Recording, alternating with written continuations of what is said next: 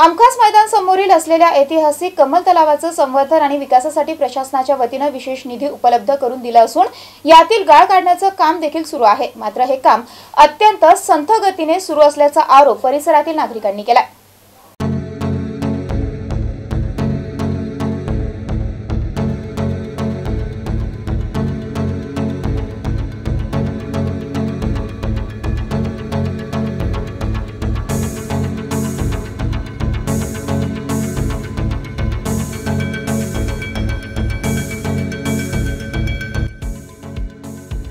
आमखास मैदानासमोर असलेल्या कमल तलावाचे संवर्धन आणि संरक्षण तसेच विकासाकरिता शासन स्तरावर निर्णय घेण्यात आला होता।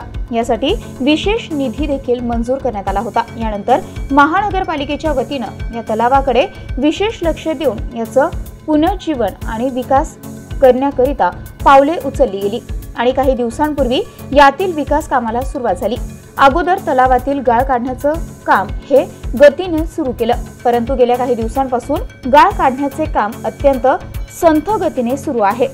या तलावाचे संवर्धन विकास करून लवकरच पर्यटकांसाठी खुले करण्यात यावं अशी मागणी स्थानिक नागरिकांकडून होत आहे।